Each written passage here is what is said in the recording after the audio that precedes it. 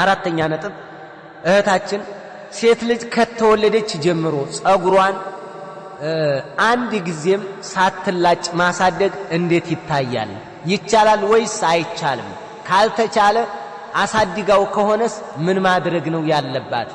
አሁን ጀዛኩሙላህ ኸይራን ይላል። ያው ከጥያቄ አንፃር ብዙ ጊዜ የሚመጣው ጥያቄ ሴት ልጅ መላጨት ትችላለች አትችልም ነበር።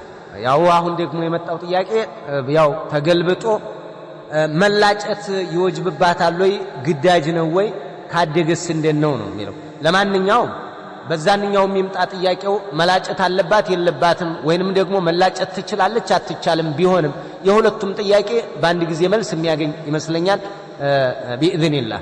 روى الترمذي رحمه الله عن سمورة قال قال رسول الله صلى الله عليه وسلم نبي እንዲህ ብለዋል الغلام مرتهن بعقيقته يذبح له يوم السابع ويسمى ويحلق رأسه። ነብዩ አለይሂ ሰላቱ ወሰላም አንድ ወንድ ልጅ በሚወለድበት ሰዓት ያው ከአቂቃ ጋር የተያያዘ ነው። የሱን ሸፋዓ ለማግኘት የተለያየ ነገር ጥቅሙን ለማግኘት አቂቃ ይወጣለታል። ወንድ ልጅ በተወለደ ጊዜ ሴቷም ለሴቷ አንድ በግ ለወንድ ሁለት ተደርጎ ይወጣላቸዋል እንዲያቅሚቲ ማለት ነው። እዚህ ላይ ሐዲሱ የሚያሳየን ምንድነው? በሰባተኛው ቀን ይታረድለታል አሉ። ስምም ይወጣለታል ጸጉሩም ይላጫል። ይህ አሁን ወንድ ልጅ ላለ ወለሐዲቱ صححه الألباني في صحيح الترمذي صحيح ብለውታል። ለማንኛውም እዚህ ላይ የምንረዳው دليل على استحباب حلق شعر المولود የወንድ ልጅ ጸጉር እንደሚላጭ ነው። የወንድ ልጅ ጸጉር እንደሚላጭ ነው። ከዚህ የተነሳ ፉቃሃዎች ታላላቅ ፉቃሃዎች ሊቃውንቶች እንትን ያሉበት አለ። ሴት ልጅ ሳትላጫለች ሐዲሱ የሚለው አልጉላም ወንድ ልጅ ነው ያለው፣ ሴት አልተጠቀሰችም። ስለዚህ ወንድ ብቻ ነው ያለው እና ፉቃሃዎች ምን አደረጉ?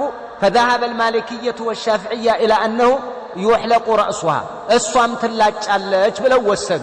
ለምን ሲሏቸው የወንዱ ልጅ እንደሚላጨው ትላጫለች አሉ። ሐናቢላዎች የለም አትላጭም። ለምን? የወንድ ነው የተነገረው፣ የወንድ ነው የተነገረው። ሴት ልጅ ጸጉሯን ታሳድግ በዛው ይቀጥል ነው። ይሄ ነው አስሉ።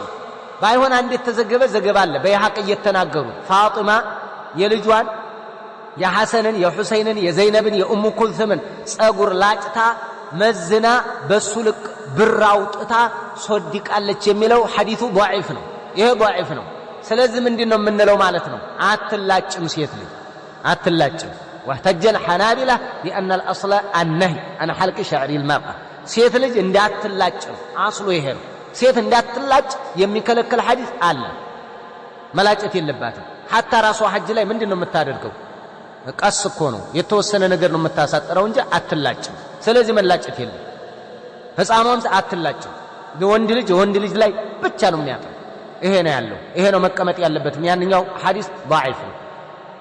صاحب المغني ابن قدامة رحمه الله تعالى من يلال ولا تختلف الرواية في كراهة حلق المرأة رأسها من غير ضرورة يا لا ضرورة ملاጭ السيت لك ሕፃንነሽ ትልቅ ነሽ የሚባል የለም አይቻል.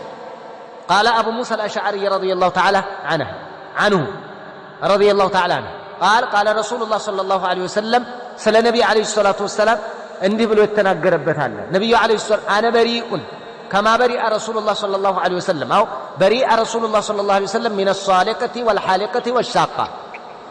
ይኸው ምን ብሎ የተናገረበት አለ። እኔ ነብዩ አለይሂ ሰላቱ ወሰላም ከጠሩት የጠራሁ ነኝ።